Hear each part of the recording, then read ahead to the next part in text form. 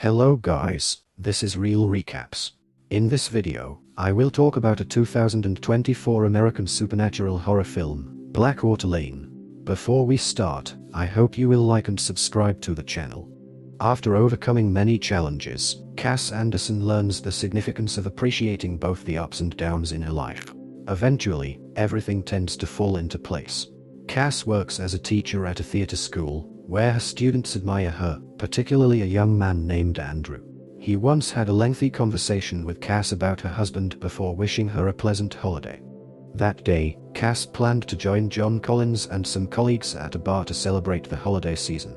Cass enjoyed herself thoroughly, and John offered to walk her home, but she declined politely. Despite the bad weather, Cass wasn't hesitant about driving.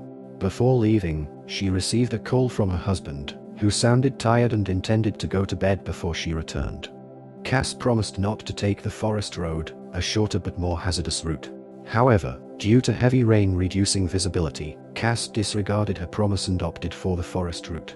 Driving cautiously because her GPS wasn't functioning, Cass encountered a tragedy on the dark road. The following morning at 9 a.m., Cass's husband, Matthew, woke her up. He had already heard that a woman had died on the road the previous night. Strangely, Cass hadn't mentioned what she witnessed. Online, Cass found an article confirming the incident, realizing it wasn't a dream. Later, Cass met her best friend, Rachel, at a restaurant.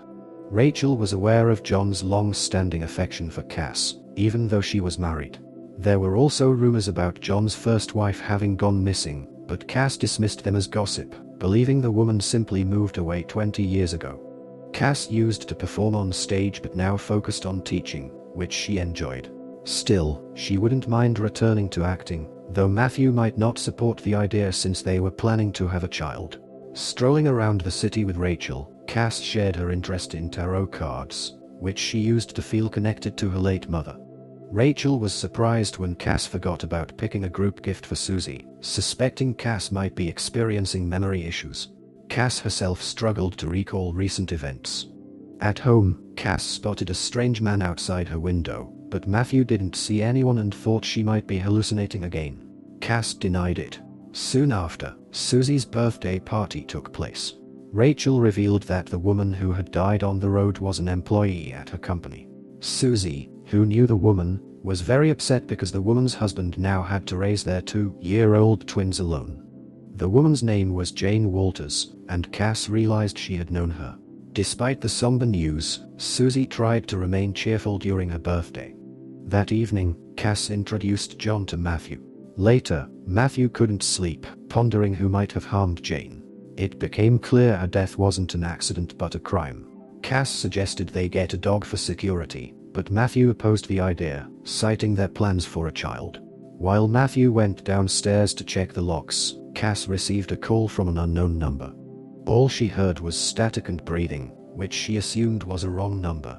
The next morning, Cass found a note from Matthew asking her to call him. The news continued reporting about the road tragedy, with Jane's husband, Alex Walters, determined to find the truth. Cass felt uneasy in the house, imagining she wasn't alone. Walking through the hallway, she noticed a shadow following her. Panicked, she received another call from an unknown number, again hearing wheezing sounds. A worker from a security company came to update their system, but Cass felt uncomfortable and asked him to return when Matthew was home. Later, Cass visited the site where Jane's body was found and noticed an earring in the grass. Hearing a rustle from the bushes, she panicked but saw it was just a fox. Back home, Cass found a matching earring among her belongings, realizing they were hers. That evening, Cass tried to calm herself with a bath but remained anxious. She called Matthew in tears, expressing her fears that someone might be in the house. Suddenly, there was a knock at the door. Expecting the police, she was surprised to find them there to discuss Jane's case. Cass admitted to seeing a car on the roadside that night but hadn't realized the driver was in danger. The police found it odd that she didn't stop to help. Matthew was upset that Cass hadn't informed him and had driven through the forest against his advice. Cass, however, fixated on who might have opened the window, convinced it had been closed. When Matthew mentioned a pending business trip, Cass felt hurt that he hadn't told her earlier. Matthew assured her he had mentioned it 3 weeks prior. Feeling overwhelmed, Cass confided in Rachel, who promised to visit. Later, Cass received another unknown call and unexpectedly found Andrew at her door, returning a book. When she asked how he knew her address, Andrew mentioned that everyone in the area knew the Andersons lived in the old Crawford house, rumored to be haunted. Cass was meant to meet her colleague, Mary, at the theater school that day. However, John mentioned he had personally driven Mary to the airport the previous day. This puzzled Cass, as she had exchanged messages with Mary just the day before, though those messages had mysteriously disappeared. John expressed regret about Jane, who had always been kind. Jane and John had played golf together until Jane's jealous husband, Alex, had forbidden it. Jane always tried to appease Alex. Confused by gaps in her memory, Cass accepted John's invitation to lunch the next day since her husband, Matthew, was away. Meanwhile, Rachel, who had planned to visit Cass that day, cancelled because her dinner with a client had run late. Cass understood, but being alone made her paranoia return. Hearing creaking noises in the house, Cass searched every room. Her anxiety escalated until it peaked. She tried calming herself, but her tarot cards predicted further misfortune. Suddenly, an unknown number called. On the verge of a breakdown, Cass sobbed uncontrollably. That night, she woke to a whisper calling her name, immediately thinking it was her mother. Seeing a sinister silhouette in the mirror, she ran. Locking herself in a room, she heard someone rattling the doorknob and breaking dishes. Cass called the police, but they found no evidence of a break-in or broken items. Instead, they uncovered that Cass had been hospitalized in a psychiatric facility a year and a half ago. Detective Lawson decided to monitor the family. The next day, Cass had lunch with John, sharing her recent unsettling experiences. She wondered if they were somehow related to Jane. Cass also mentioned that her student, Andrew, had recently returned a book to her. John suggested Andrew might have a crush on her and could be behind the harassing calls. After lunch, they went for a walk, during which John attempted to kiss Cass. She pulled away, apologizing, as she valued John but couldn't betray Matthew. When Matthew returned from his trip, he noticed his wife's distress and wondered if it was a side effect of her medication after her mother's death. Cass denied signing a contract to install a security system, but Matthew insisted she had. That night, after Matthew fell asleep, Cass searched through his belongings and found a letter from her former psychiatrist. Cass became desperate to remember the night Jane died. She disliked how Matthew often brought it up. When Detective Lawson visited the Andersons, Cass mentioned that Jane always spoke positively about Alex. Later, Cass found a note from Alex thanking her for flowers and inviting her over. She also noticed Andrew near her house again. When Rachel visited, Cass confided that she could no longer stay in the house, fearing that Jane's killer was still at large. Cass then visited Alex, who missed Jane deeply. Alex revealed that on the night Jane died, she had a late office meeting with someone he didn't know. The next morning, a delivery arrived at Cass and Matthew's house, a baby stroller and jumpsuit. Matthew assumed Cass was pregnant, as Sheila, a friend, had recently congratulated him. Cass denied being pregnant or mentioning it to Sheila. She also refuted having placed the order. Matthew gently urged her to consult a psychiatrist. Although reluctant, Cass ultimately had no choice. Dr. Deakins, reviewing her medical history, noted that Cass's mother had started experiencing dementia at 55. Despite her young age, the hereditary condition might already be manifesting. Matthew procured all the necessary medications, but Cass struggled to accept her diagnosis. Meanwhile, Alex met Detective Lawson, revealing that Cass had recently visited him. He also recalled how Jane had once mentioned that someone she knew was involved in an affair. That evening, Matthew went to bed earlier than Cass. While flipping through TV channels, the screen suddenly flickered with static, and her mother's face appeared, distorted into sinister features. Terrified, Cass ran, pursued by shadows, calling out for Matthew. In the kitchen, she saw a knife. Alarmed by her screams, Matthew rushed to her side as she mumbled incoherently. He assumed it was another delusional episode and suggested she switch to stronger medications. Cass, crying, kept insisting she wasn't insane. The following morning, Cass woke up to a voicemail. Matthew had already left for work.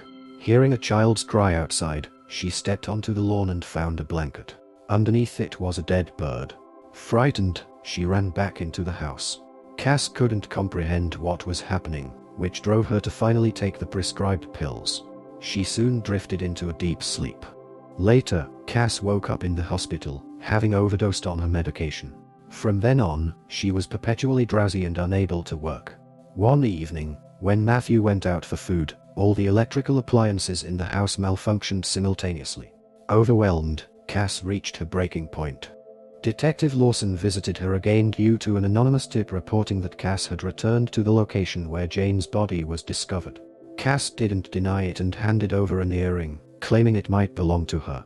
She hadn't reported it earlier because she didn't know its significance to the case. Detective Lawson also found it strange that Cass' closest friend, Rachel Crawford, shared a surname with the house's former owners. Cass explained it wasn't a coincidence. Rachel's family had once owned the house but lost it due to her grandfather's involvement in a Ponzi scheme. Rachel had even supported Cass and Matthew's decision to purchase the property. Later, when Matthew returned, Cass informed him about the earring. He then asked her to open a letter from Dr. Deakins confirming her dementia diagnosis. Cass didn't cry, she simply accepted it with numb resignation. The next day, Cass contacted a security company to request a copy of the contract via email. Susie came over to comfort her, and Cass asked for the contact information of Kelly, Jane's best friend. Susie confided that Rachel had an affair with Kelly's husband, leading to their divorce. This indicated that Rachel and Jane had been aware of each other. That evening, while driving, a car forced Cass onto the shoulder of the road. Though she reported the incident to the police, Matthew assured them the car's dents were old. He suggested her dementia symptoms might be causing her to imagine the accident. Cass felt betrayed by his lack of support, but Matthew urged her to accept her illness. The following day, Cass received a call from the security agency. They claimed to have two contracts, one signed by her and another by Matthew. Cass was shocked, as she hadn't even been home on the date the contract was supposedly signed. Something suspicious was clearly happening. Later, Cass met Rachel at a hotel restaurant.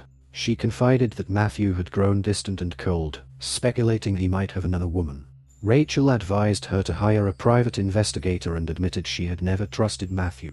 Cass steered the conversation to provoke Rachel into admitting to an affair, but Rachel evaded the topic and excused herself to the restroom.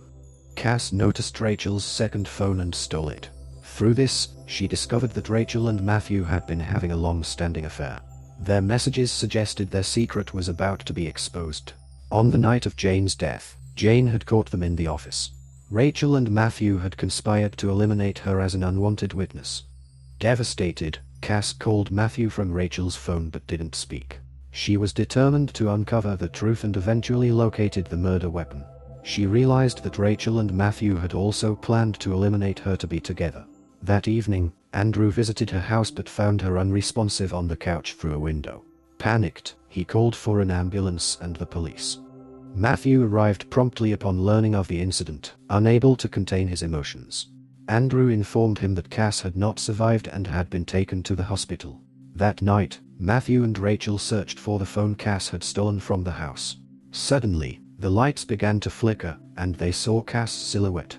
John then attacked Matthew, leading to a violent confrontation. At one point, Rachel snuck up from behind and knocked John unconscious. In reality, Cass was alive and had staged her death. Matthew and Rachel pursued her, culminating in a fierce struggle between the two women. During the altercation, Matthew intervened and knocked Cass unconscious. When Cass regained consciousness, she found herself back at the house, where Rachel and Matthew were orchestrating a plan to make her appear mentally unstable. Rachel had harbored envy toward Cass for years, particularly after the house was purchased. Cass could not comprehend Rachel's actions, as she would have willingly given Rachel anything she needed. As events unfolded, Matthew stepped in during a critical moment, but Rachel accidentally inflicted a fatal injury on him. Just then, the police arrived. Rachel was arrested, and it was revealed she had been plotting her revenge for many years. She was also suspected of being involved in the death of Jane Walters. Meanwhile, it was disclosed that Matthew had not been on a business trip as he had claimed. John quickly recovered from his injuries, but Matthew did not survive. It became apparent that Rachel and Matthew had known each other for a long time and had conspired to eliminate Cass in order to claim ownership of the house. Once Cass uncovered their scheme, she enlisted the help of John, Detective Lawson, and Andrew. Andrew, Being a talented actor, convincingly played his part in the plan. Cass later shared the full truth with Alex, Jane's husband. It turned out that Cass did not have early onset dementia, contrary to what Matthew had been trying to convince her. With the ordeal behind her, Cass resolved to let go of resentment and move forward with her life, free of anger toward either Rachel or Matthew. The end. Thanks for watching.